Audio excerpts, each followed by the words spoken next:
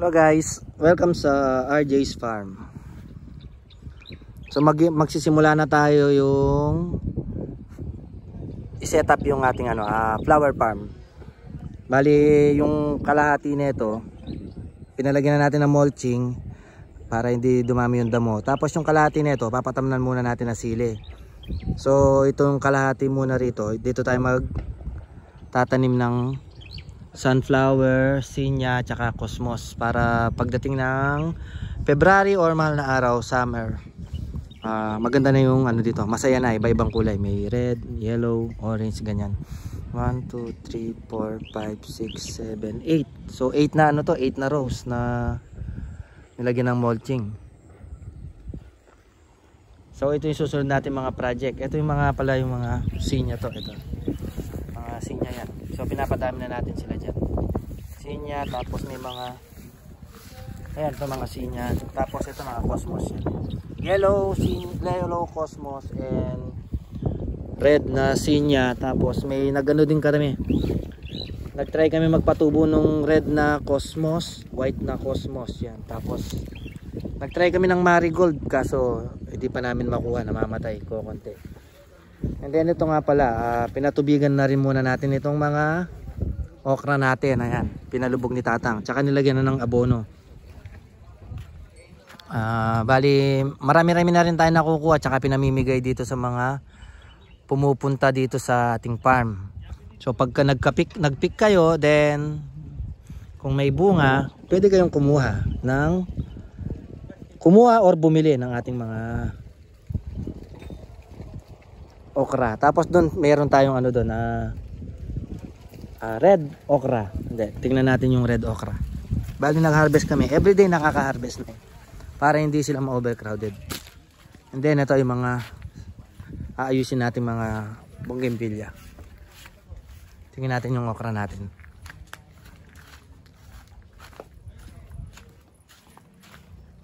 So ito yung mga na-harvest nating mga okra. Ayan. So continuous na yung pag-harvest natin ng okra. Ayan, meron tayong red okra. Saka yung normal na okra.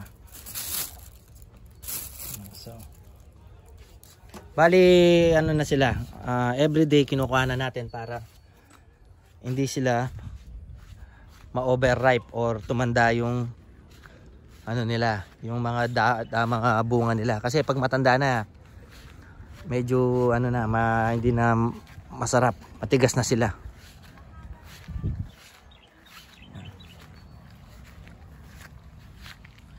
Then check pala natin yung yung mga binakpro natin na mulberry. Tingnan natin kung may mga shoot na sila or nagbabad break na sila. Ito yung mga ubas natin, yan, mga nagdadahon. Tsaka pala yung mga pinakita nating mga mulberry ay mga ubas na nakaamoy nung herbicide na medyo naglungkot yung talbos. Buti naman hindi sila namatay at medyo nakabawi na rin sila. Hindi naman kasi masyadong amoy lang naman kasi hindi sila na-sprayan kaya medyo nakabawi sila. Ito sila dati. May konti siyang namatay pero buhay pa rin yung yun dito, namatay na ngulubot. Pero pagdating sa dulo, ayan, press na uli na naman yung lumalabas na nagtuloy. So tatanggalan lang natin yan ng mga kami. Then ito na pala yung mga check natin.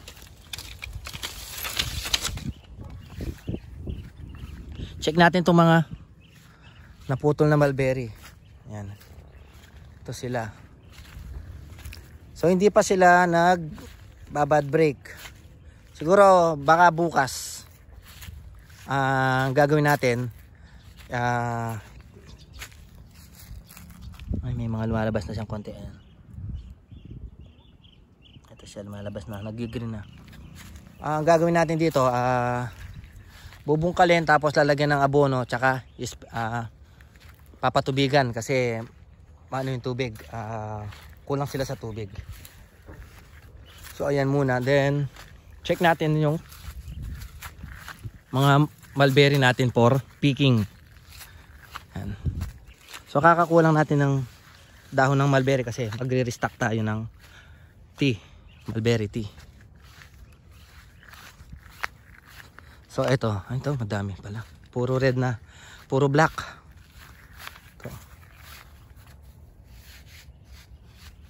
Ito black mulberry. Ayan, dumadami na yung ano. Ito medyo kokonti yung mga ano. Kasi first time lang magbunga.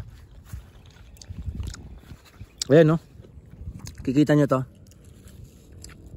Kinakain ng ito. Pagputol na ganyan, ibig sabihin, kinakain ng mga alaga nating ibon. Itong mga bunga.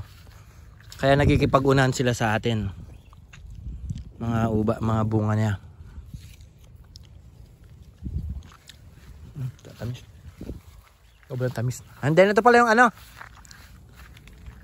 Ito ang dami oh. Ito yung mga natatanggalan ng dahon. Kasi nakita namin sa mga ibang video. Pag tinatanggalan mo ng dahon na gilid, mas lumalaki yung mga bunga. Ayan. So pagdating ng Pasko niyan hanggang New Year, magaganda to. 3 rows. Ito yung austerky natin na tinransfer. Yan. May bunga. Isa, dalawa. Ito mga austerky natin. 3 austerky nilagay muna natin dito para hindi kasi sila makalaki dun sa loob nung ubasan natin na ano sila, naiipit. So ito, ayan. Yung mga bunga na nalalaglag nga lang. Oh. Ito, austerky to, ayan. May mga bunga siya. Ayan. Nalalaglag sila ng mga ibon. Ito, ang dami niya. Oh. So sana ito mabilis silang lumaki. Ayun, lumalaki na sila. For ano siguro to? January. 2 row January. 2 row ngayong katapusan ng December. Yan. So sila oh. Kasi pag naka-expose na ganyan, madaling makuha ng mga ibon natin. Ayan oh.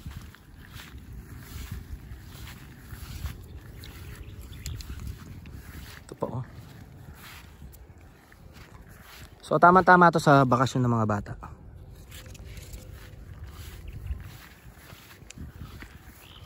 Kagaya nito, yan dami. Sana magtuloy-tuloy ito, madadami sila oh. Pati yun dun sa kabila, ang daming bunga oh.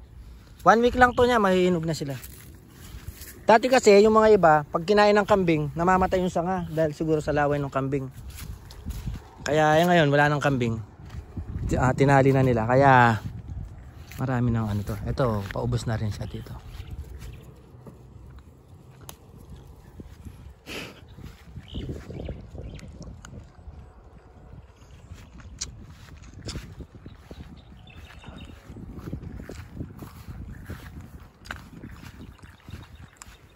Ito niyan, schedule na natin to.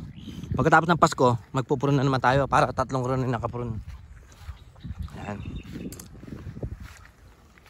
So sana magtuloy-tuloy mga bunga nila. Kagaya na ito, nagpapa-prune na siya kasi dilaw na yung mga naglalaglagan na yung mga dahon niya.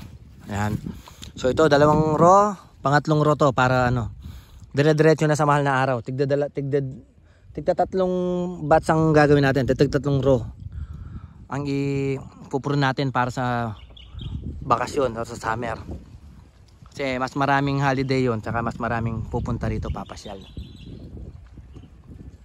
So yun lang muna yung ating update sa ating farm. Then like and subscribe na rin yung YouTube channel RJ Farm TV, tsaka yung FB page natin RJ Farm para updated kayo sa ating mga alam natin kung kailan nakabukas, and then kung pwede na yung yung farm natin para sa picking ng mga mulberry at saka sa mga grapes. So yun lang muna. Maraming salamat.